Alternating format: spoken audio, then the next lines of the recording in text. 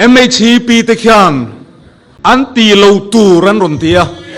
political platform political ideology ruling party tronin kan thalai te han ron bei ve kha ti to lo turin ka ngen du hal bokani mizo thon thua mizo kal phunga chuan midoi zepte thiam te chan ngam thi ngam lo te pon fen tir an ni thin he pon fen tir hian mizo mei chia te mu sidna pakhat ma kok lo ni te kan riat chen non tan karon soi du ani hei tun kan sarkar hon mek hi an fing khoba an sarkar ma khan sarkar kal to te a cheber thu dik po ni lo don mangin nasa takin min bei thina sarkar na nan changa sarkar anan siam felvele sarkar dinglai beiju aram luizia policy tur soita cheu ten mipui anzir tira keini zinga po oi tam tak kanom mana anti dananga kanti kha an hlauni amaro chu engwanga political party nge opposition te ruling te kanom thin opposition party chuan sarkar dinglai sarkar kallai an kal sual na tur venga nasa taka doa an thatlo nalai te soi hi kan duty ani kan ti tur mak mo ani tlat chuwang chuan voin ne hian ZPM te thanga kan ok don lowa Congress party hian he sarkar hi nasa takin kan beidon ani te karon soido ne opposition role kan play hi kan thalai ten manron lanal khop mai nimin pia maya kan chief minister Mizoram chief minister om to zonga kan ram kan nam him na turpo ngai tua phalwa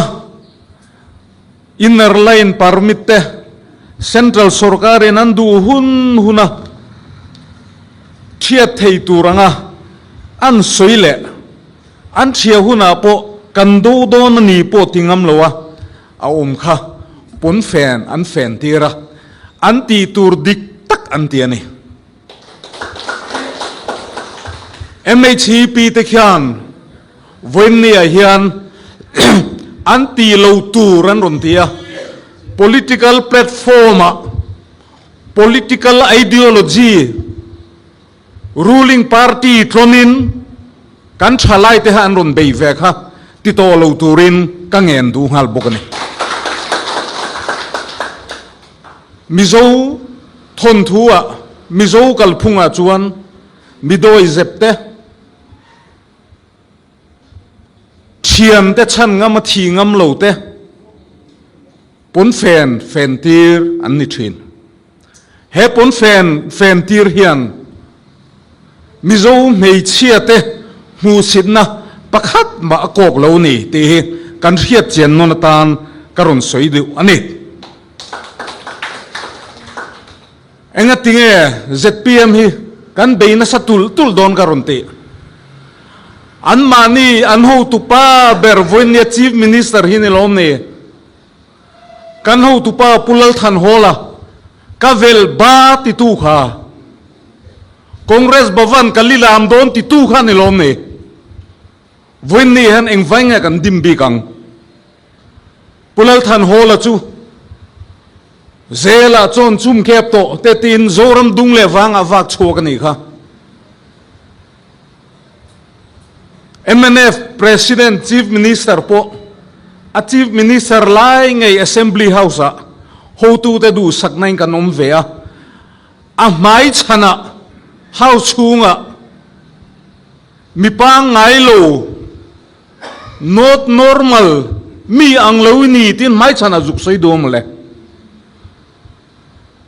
nam dang te chon karma an tia ama chunga heng zong zong hi aron thleng le me ka ni voinia hian ZPM sarkar hi Congress party ta na mal som na ani Congress kan sarkar to MNF ta pon lo sar an lo sarkar to sarkar kan chat zia Congress sarkar lai kan ramtan kan hamtan kun na thok tu lo nei mi te mire thei te ta na atho thin te kha voin ni hian min an the chuak chho tran ZPM khala sarkar velo nia mi puima andu to kinan awa ti thelo tur zong zong anin tiama chu tiang ang chuan kan sarkar te sarkar kal to te kha na thok lova min puwa mi puite nan oya an sarkar tir ni voinian an sarkar chia sarkar ahar sat zia sarkar ta mi puite ta na tho ahar sat zia aron lang tan mek sarkar tha Congress ina alo kai roi thin de ka zoram mi pui hian an ngai le mek ani voi thum budget session an mang to an budget session a hian kun na thok tu lo nei mi te tan te mire te har sa jok te tana an malak nei mu tu rom lo tu ru Congress party chuan Mizoram dung le wanga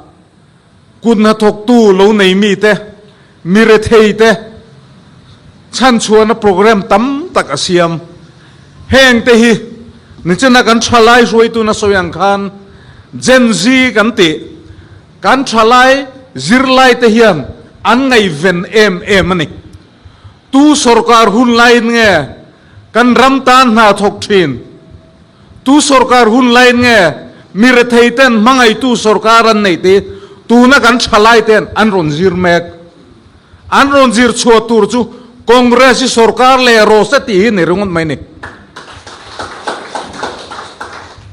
kan rama mason na tam tak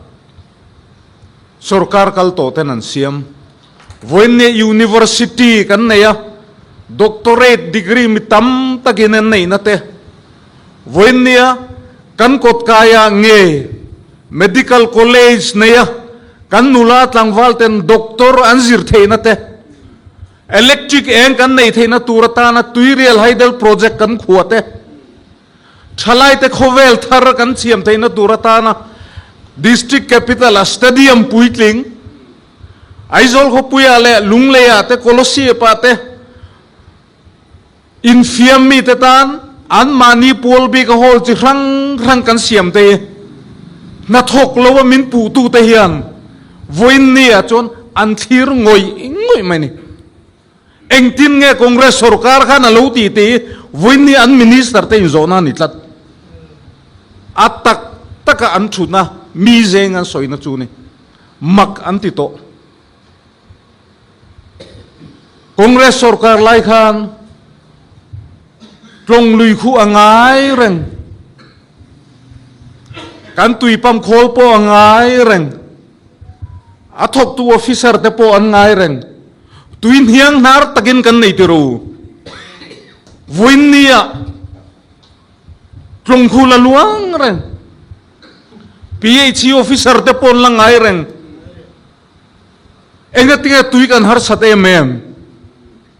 chu mai lan ni leinem Congress kan sarkar lai khan aizol kho pui chom tu chu phase 1 le phase 2 hi ni chu chuan nikhata 27 MLD pam chok thei chu ti chung chuan aizola tui kan har salo kan sarkar chu kan malak na setlaka tuipam na phase 1 le phase 2 alien megawatt somthum le pasari 37 mld kan siam zoman MNF sarkaran ron hong chuti chung chon engat tinge tuite kan harsat an kol tu tanan an kol thiam lo wang ni voin ne tui sema traka tui sema ei zong te congress kan sarkar lo hin lom lu tu ei zon na thatak an nei ne rong on mai ni ma se mi puite tan chuan harsat na ani voin ne hian han ngai tu chiang tu ai zol ho pui chunga ringot thian kan sarkar lain mire thei in le lo nei lo mi sing tam tak in kan sak sakasi in kan sak lo po loi bua mani episoding pui bial campaign na ka zukal rang va muala dur tanga mire thei om na nei lo an mani puala in sakna nei si lo kha chung ko sang tam tak congress sarkar lai khan ma ni ina an nei theyang turin roman na kan siam vek mire thei mangai tu party chu congress sarkar hi kan ne kan sarkar chunga kan thil ti zong i soidon nila voinen ha bi phek hi kan soi seng dong lo khalaya khan kan lundu to kanga point pakhat karon soile du chu NLUP chungchang hi ni he NLUP hi that ve ma wangin party dang te hian angai nan reve silova soi sel an tlak ani soi chia ta an tlak eng wanga NLUP hi tinge kan ne kan rama kum som ni ramboi noya kan oma mi pui te kan harsa mani khuwa po kan om thelo khuan hala soi khom kan ne sipai nan noman magin min manamin votero congress sarkar congress party pulal than hola chuan congress min sarkar telo kan rama remna le mon na omang remna le mon na kan nei theina turatan chuan second khat po kan in ngai to lovang tia zoram mi puitan min ringa remna le mon na kan nei ta ni khati lai khan chief minister te kan minister zom tak te khan kan rama remna le mon na aom theina turatan vote khat ma zoram mi puit po na vote khat pon pek lo ara kana ron hote kha chief minister te ni se remna le mon na hnuaya kum som ni chung ram buaya om chu kan lo har sato kan ei zon na kan ra bi atlewa congress party chon kan ho tu sa soidan adikin karing an manga he bavan he ina nge hian building kan sangma hian an trong trai rual na ra chu NLUP hi ni chu wang chu ni pulal than ho la khan NLUP hi pathian lamtang program ati thin khane NLUP kan ti khan kan rama mitam takin eizon nang het an nei bania kan vice president hian soe la ya nilo khuta kan len na reye ka chuan congress sarkar ina rang va in chung nei lo tana na rang va in chung an pek kha voini reye kan lamang ani ati congress sarkar supply quality a thaddan tur de chu ngai toru voini akum tam tak nuwa po rang va in chung nei lo te rang va in chung kan pek te kha an mang voini an lamang ani chu wang chuan pathian lamchang program mirathei te khai chuana turatan NLUP kha kan manga voinia chuan thingtlanga kan tlang ram lo nei wang kan ram ngo tam tak a chiat te kha tam tak kan hum him pha khopui chung mir thei te kan choi kan na turatan khan special development scheme khan kan han khai chok zui ani kha wen ni chuan mire thei te khai chuan na tur program hi kan ho tu te hian an ron duang le mek party dang te hian lo ngai tharo mi soi sel ringot lo hian in ti tur soi ro in ti mo kan ti tur chu election dona kan ram kan kai suai dan tu chu manifesto kan un siamang wen ni chon opposition kan ni nangin he sarkari kan ron do chun zom zel don ani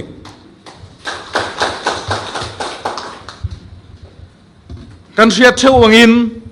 CJP te chuan need exam paper ali ka wang le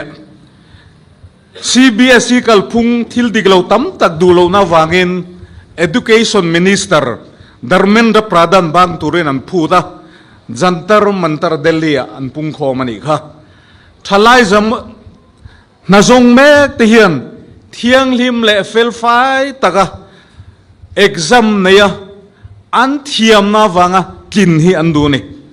tenom taka exam paper leak out te atop theina turatan ma an la ne kan rama ngei po hian nimin loko MZP te chon MBSE siam that an rom phut to tiru Congress sarkar lai khan hei hi karon soidu wen ni ang ka soi hian kan party zinga thinrim te pon om thin Congress sarkar lai khan na tam tak kan la kan halak te khan Congress sarkar wangin na hi kan mu an tilo an thiam wang mu an in ngai tat wen ne zen zi kan ti kan chalai le khathiam ten helo ngai tharu Congress sarkar a chon midik mitha mithiam ten nan muthin se kabil nge ya then lum khwa kan soyeng nge an chung ta chu ZNPN ne MCS atling thiam in ti ve bok election apia ngi min la beizui le ha ma seng chung kan soidu na chu Congress sarkar kha affair sang ni le pariata hu tu de du sang nain minister din huna min hlang kai ve a minister han ni ve chu a hu phurom khop mai chief minister lo ni to thin rei tak lo ni to kan hu tu pa pulal than hola chera athu soi masaber chu he ni minister te tan hian MPSC chairman te member te phone duk ki thil za thak berani ti officer te contractor te na poisa deal te thil za thak ani ti kan sarkar chung khan sarkar mol pholo ti ro voimnia ZPM athabera mi zong oi than ro sarkara MPSC exam chu voyang zat nge anti suala correction an ron siam to le kan zir lai te pon an rin ngam to lovin an siam ani khatero te ni kan sarkar lai chuan kan fair aniang chairman a officer zinga corrupt lo bermi zong nan soi pulian sailo kan mangtero adot le achon tunge kan man pastor pension po nilo pastor changlai ni kan ban ne reverend zo sang liana khata khan minister ten chief minister ten hei hi kanaw ni hei lo du sakrovati la kha pastor kha abang dayang ahun chung khan Congress sarkar khan dik takin na kan la chung ta zo voin ni kan zir lai na ron zong le tur te hian in hriat ka du kan chief minister pulal than hol le education minister te khan Congress bhavan po room ngoi khotim mitha te kha zirtir tu te khan an la thina ni chuwang chuan Congress party hi heram henam siam thale tura kan impua cha hi apoimo hun kal to ati diklo te po kan lo nei veng amaro chu chung zong chu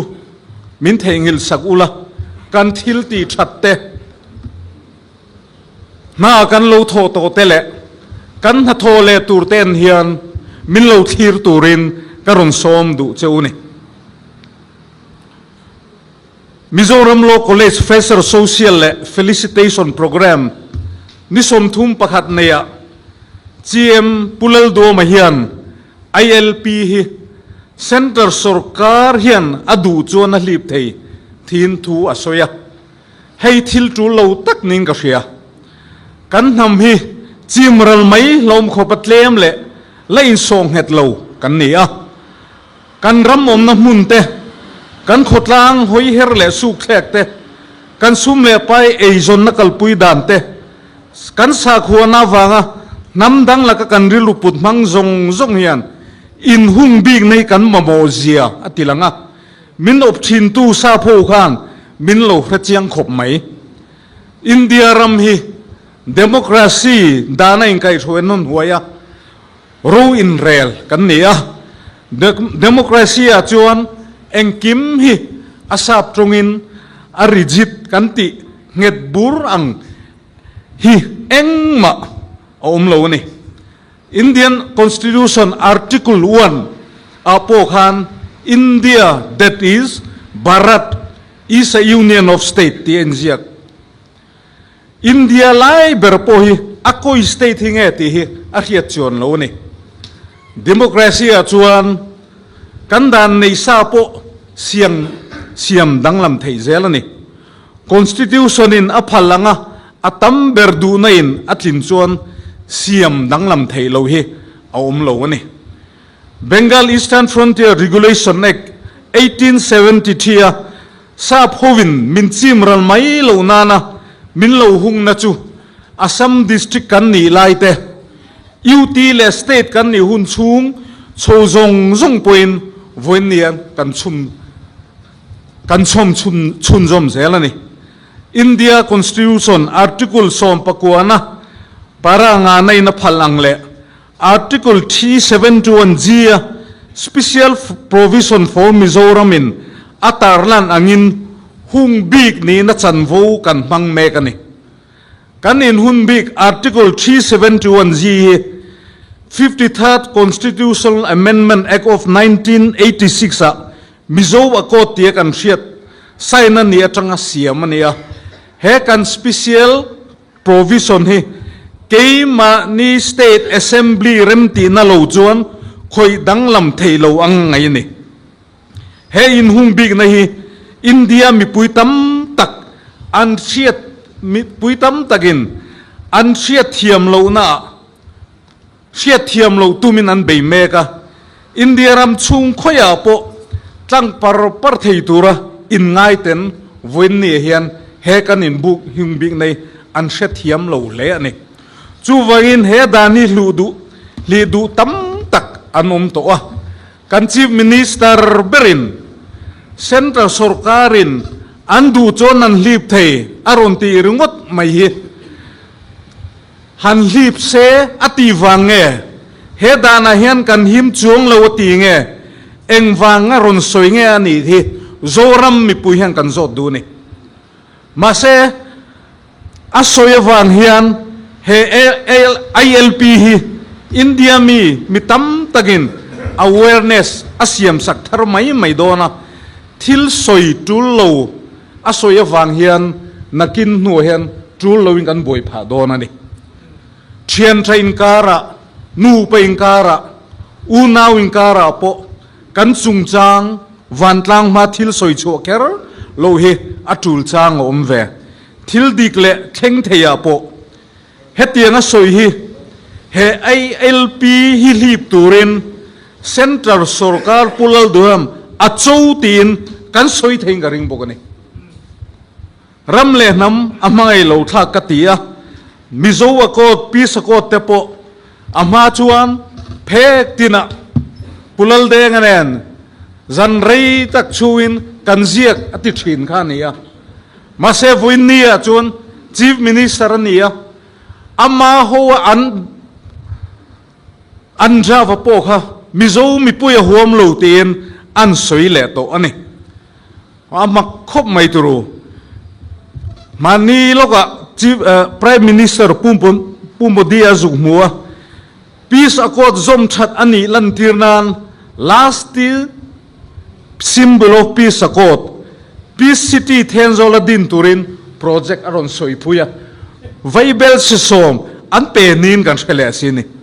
tuna engwanga peace accord soinom le ingen ile in soifia sela ka tikop mai voinia zpm ho tu te po sarkar phongchel tu an ni wangin kan ramayo tu an ni ang kan thu soya kan nam than moi na turte kan sa khuale kan ko han zo omna humzel turle kan missionary ten na thomek ti chak zol zel turin film khurangai ja hi lo henon mol ro se ti hi karon soidua kan chief minister he a soi lo thei lo a lal berania hoina lam piang do mai chief minister kan nei hian namdang laka kan zomna atin hiama ko khan ati mol phowa kan missionary te na tho ati chuanop na sani apoi khop mai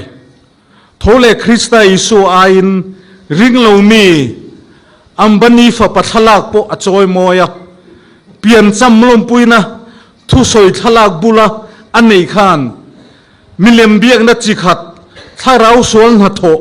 ani tlat ani kalphung thar thalo tak ani turu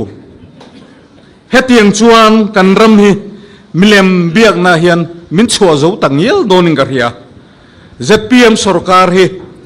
in lam leta sai pon sin mai lovin thinlung sim na tak tak na nang kallo chuan tuna po kan budget aya leibatam jog record siam tu an ni der to a hoina lam pianga mi pui min sora chia khon theina tura chia khon theina tur an ngai tu ni leng thak thake moti mai turin a khon theina tur zong zonga min khona a theina pianga anti phung thur tura mi pui he min sor fu vek to chu ani he hetiang renga sarkar kalani chuan chiat vek na congress po lo sarkar le po nila in siam that le thailo na tur khopa min hut luk meka pon lamalan thattum chungril chesi farisai nun he voinia kan chiat pui meka ni missing principle nei mi alo dot le tongkam thiam na manga du soyang chi hi chu i thang ting to lo ram te nguti karon soi do ane tun kan sarkar reilo chum te a pulal duam chief minister record tam tak asiam to a record siam tlem te karon soi do atop na lam ani to a record siam te hi lo chin sia theula ka du khop mai pakhat na CM ni to zinga restricted tender penember ni CM ni to zinga restricted tender blanket approval pemasaber ni CM ni to zinga restricted tender le departmental uaglian tham deu CM approval lak angai zel voi khatna CM kan nei to zinga nasem nasaber CM kan nei to zinga inrem chem soi sia sarkar ataka inrem chem silo CM kan nei to zinga leibanga ber CM kan nei to zinga sarkar leiba tur lon puk member CM kum hi le achan vichunga khualian kutpa chang member CM ni kan nei to zinga sarkar asset zuar tamber leng pu airport te ZMC te chal tlang to rich te midi halde project te azuar kim de uvek to ni siam nei ka to siam kan nei to zinga kar mang to ber siam nei kan nei to zinga advisor to siam nei tamber siam kan nei to zinga OSD to siam nei tamber kan chairman siat turin siam nei to siam kan nei to zinga arakan army hlau chun siam kan nei to zinga RTI arin tlak lo zok thu soi chun siam kan nei to zinga budget ay tam leiban nei masaber pu VF zaratan siam kan nei to zinga ma ni lim hong masaber siam kan nei to zinga autonomous district council pathum te RE pedulowa voin ni thathum chuang lo la thailo siam tu chun siam kan nei to zinga unati lon puk masaber siam kan nei to zinga central poisa hai lut chak lo ber ato ber chu min an hong te siam kan nei to zinga do he ber le soitam berantia kha ka chu kan soitel lo nia hetiang zong zong awang hian voin nia tom na na ka soidu chu sarkar kal to zong zinga congress sarkar kha ramtan kun hatok tu te lo nei mi te mire te te tan na athok to thina congress sarkar le theina turtan